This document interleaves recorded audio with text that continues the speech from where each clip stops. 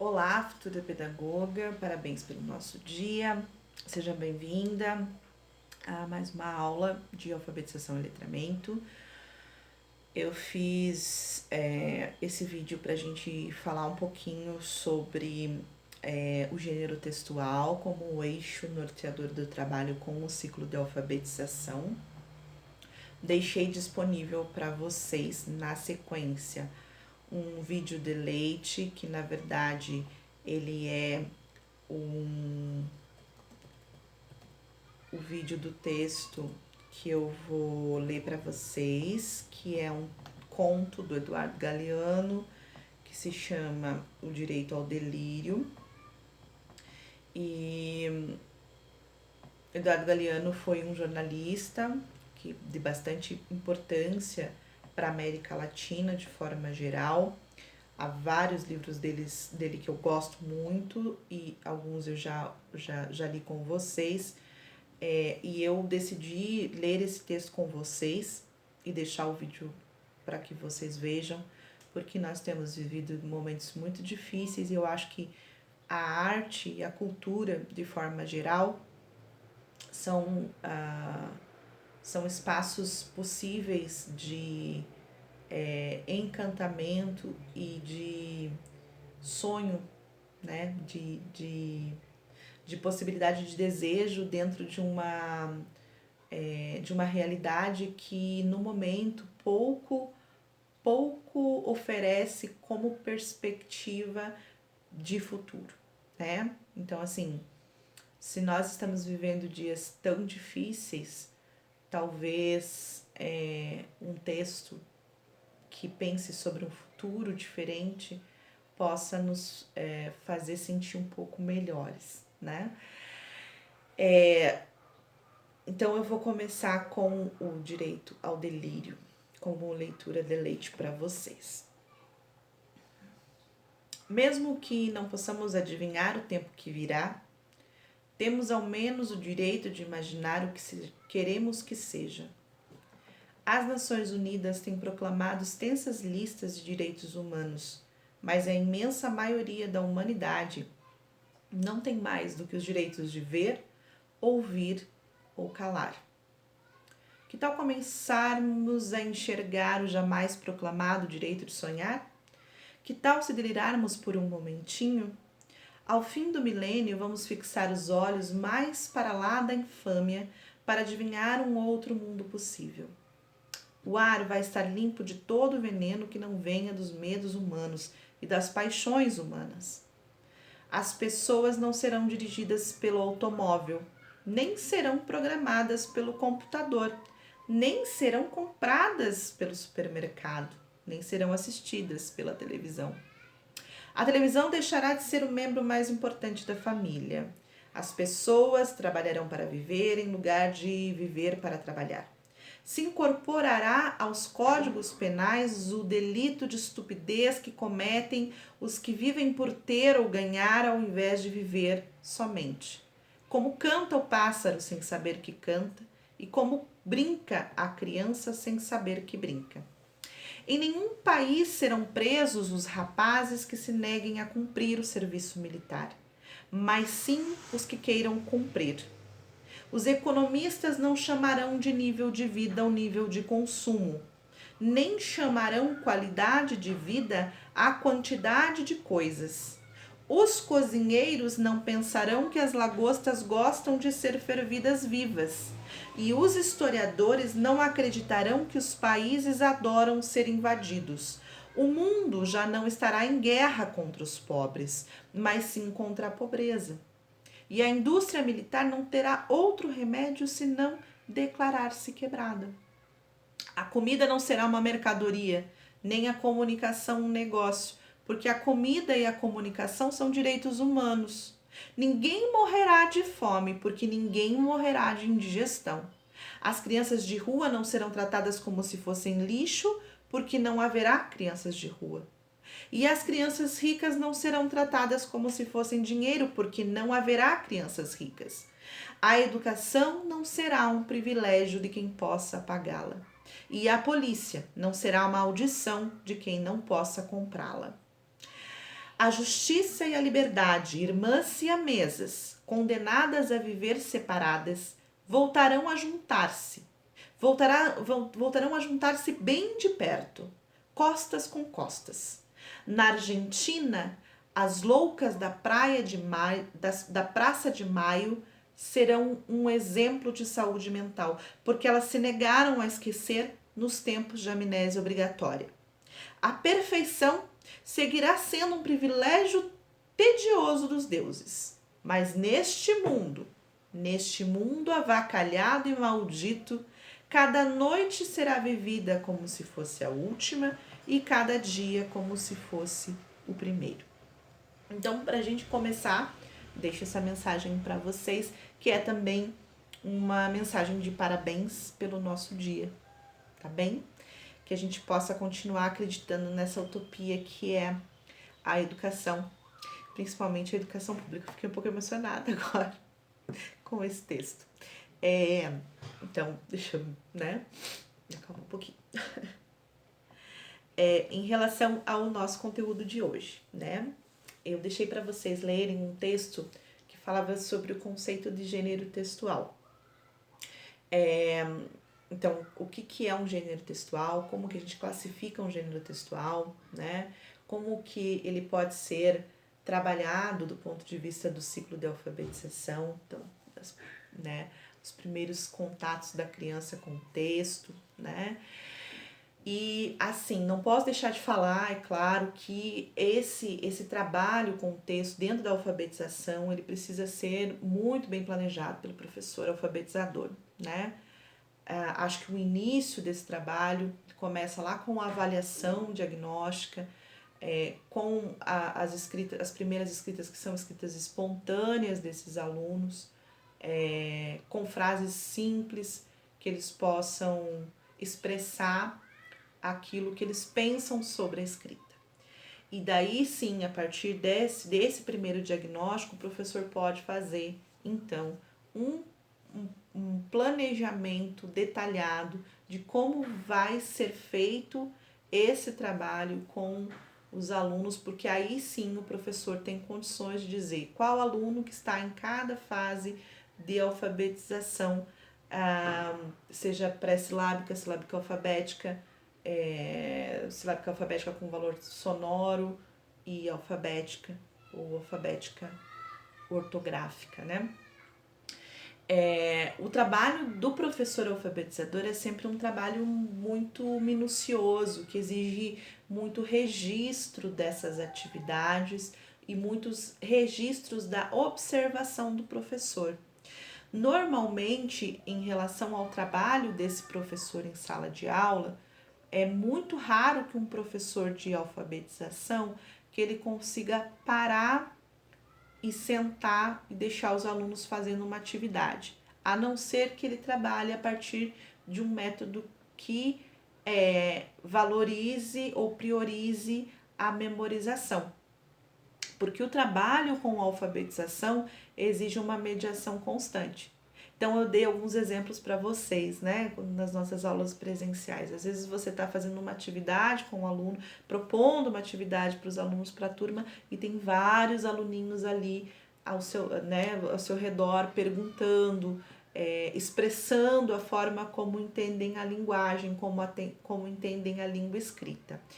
Aí, quando a gente vai falar do gênero textual, tem alguns autores que são fundamentais para a gente entender o que é um gênero textual, para a gente compreender como é que se organiza esse trabalho metodologicamente.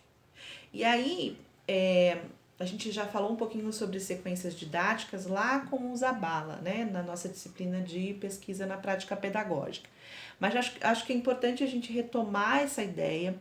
Então, eu estou partindo do Dubé e Souza, de 2012, que eles vão dizer que a sequência didática consiste em um procedimento de ensino em que o conteúdo específico é focalizado em passos ou etapas encadeadas, tornando esse processo de aprendizagem mais eficiente. E nas propostas de trabalho com a sequência didática, a gente consegue interrelacionar diferentes componentes curriculares a partir de um mesmo fio condutor. Eu tô com um pouquinho de soluço, tá, gente? Desculpa. Entende? Então, nessa sequência didática, você vai ter um fio condutor e a partir desse fio condutor você vai levar para as outras disciplinas. No caso da língua portuguesa, o que é um conteúdo fundamental? É buscar compreender as especificidades de cada gênero textual e as possíveis interrelações que existem com outros gêneros textuais. Então, isso permite que o estudante reflita, né, sobre a língua a partir desses conteúdos.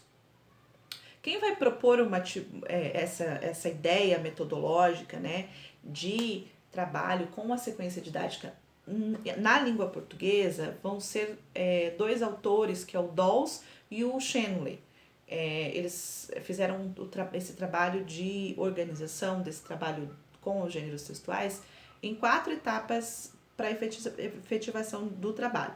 Lá nos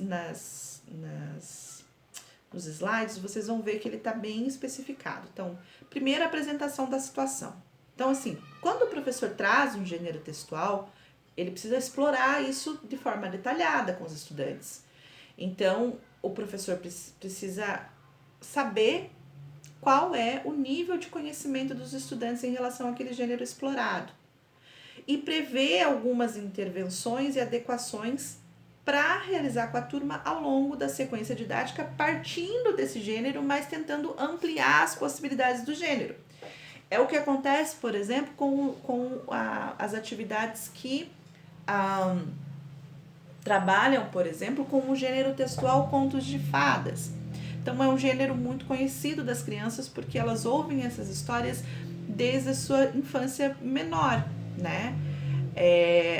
Mas os contos de fadas, eles têm algumas características que marcam esse gênero e algumas crianças já têm isso, né? Se você perguntar para as crianças lá do primeiro ano como é que começa um conto de fadas, elas vão dizer, começa com Era Uma Vez. Quais são os personagens que tem no conto de fadas? Tem a fada, tem a princesa, tem a bruxa, tem, enfim, o rei, né? Acontece num reino.